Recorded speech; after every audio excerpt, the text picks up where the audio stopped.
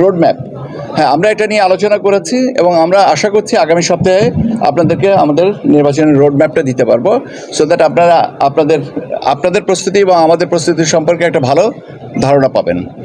এর সাথে আপনারা জানেন যে আপনাদের এই কি বলে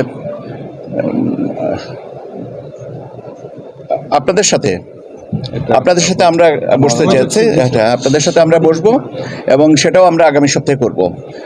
তাহলে আপনাদের যারা আপনারা জার্নালিস্ট আছেন তাদের সাথে আমরা একটু বসবো। এর সাথে আরও আমরা যে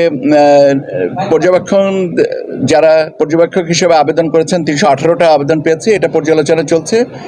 আর 22টা যে রাজনৈতিক দলের নিবন্ধন যেটা হয়েছে যে প্রাথমিকভাবে তাদেরটা ফিল্ডে পাঠাবো আমরা আমাদের তথ্যের জন্যে।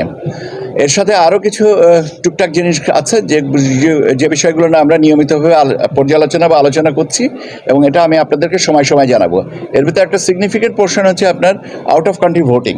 এটা আমার মনে হয় যে আমরা আরও একটু আজকে কিছু আলোচনা হয়েছে যে প্রসেসটা কী হবে, যে প্রসেসটা কী হবে, কোথায় কোনটা কতদিনে এটা কভার করতে হবে, এই জিনিসগুলো আমরা আজকে আলোচনা করেছি। এটা আরেকটু আলোচনা বাকি আছে, আলোচনার পরে আমরা নিয়মিত ব্রিফ করব।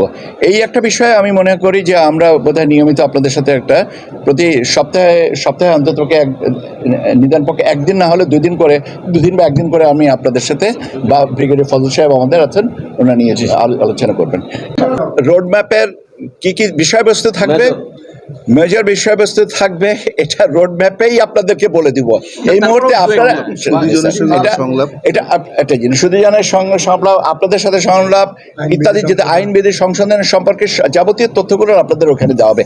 আপনাকে যদি স্পেসিফিক করে বলেন তাহলে আমি বলবো যে এটা আমার প্রতি বোধহয় ঠিক হচ্ছে না। আমি কাজে আপনাদেরকে পরবর্তীতে আবার এসে আপনাদের সাথে কথা বলবো। জাতীয় পার্টির রাজনৈতিক বিষয়ে আমার কোনো বক্তব্য নেই এবং আমি একটা বক্তব্য দিতে বললে আমার মনে হয় যে আমার প্রতি অবিচার করা।